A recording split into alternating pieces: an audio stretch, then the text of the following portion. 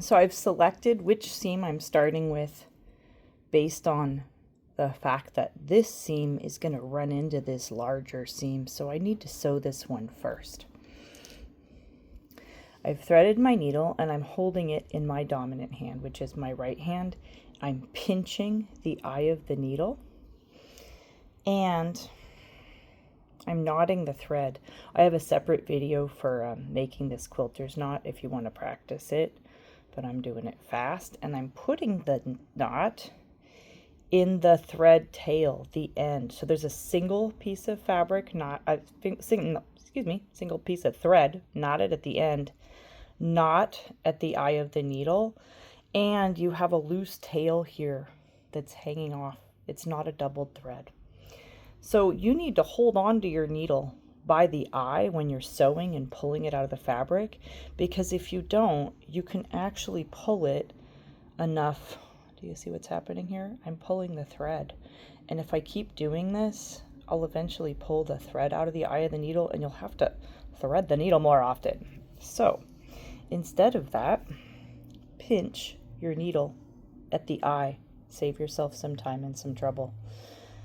Your thread should be no longer than your shoulder to your finger, partly because it's ergonomically better and more comfortable. And then you're going to take your two pieces of fabric, right sides together. So there's a right side and a back side for a lot of fabric. For solid fabrics, you won't notice this.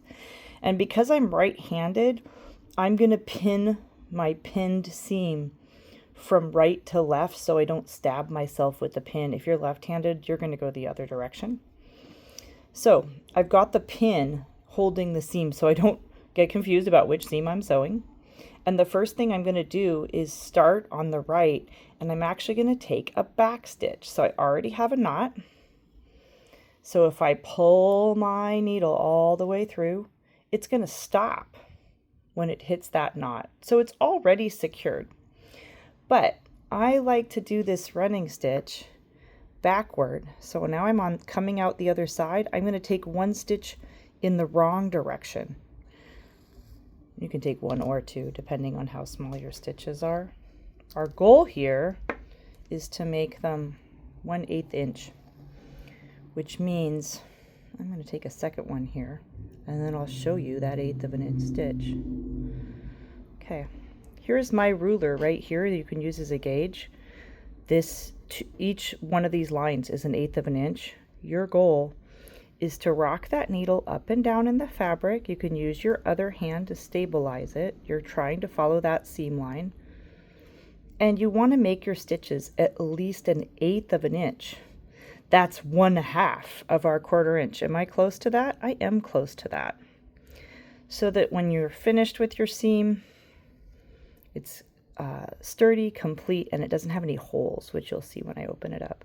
So I'm going to finish rocking my needle back and forth, up and down to make this running stitch.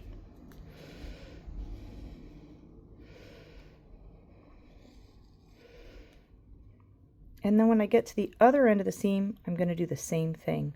So I'm at the edge of this seam. Now I'm going to back stitch again. The reason for this is I can even show you. I'm going to take the pin out and put it in my pin cushion. So here's my seam. It might be a little hard to see. It might be a little easier to see on this side. If I don't back stitch and I pull on this thread, I can gather this and make some pucker so that when I open it up, it's not very flat. So what I want you to do, and what I would always do here, is go backward again without any puckers in it, so you can kind of smooth it with your hand, and take a back stitch in the other direction before you knot. And my favorite way to knot at the end is a little different than we started. I actually go under the last stitch and just make a square knot by pulling it through this loop. So that's the knot after the back stitch. Now I can cut it because it's been secured. And I can open it up and show you, there is the seam, there is the seam allowance. You can finger press this open. There's going to be some cases where you kind of want to go to the side because you have a bulky seam, and we'll talk about that a little bit more in class. But I finger press. I use my fingers to kind of press that open, and now I can put it over my design to show that I have successfully met the seam allowance on one seam.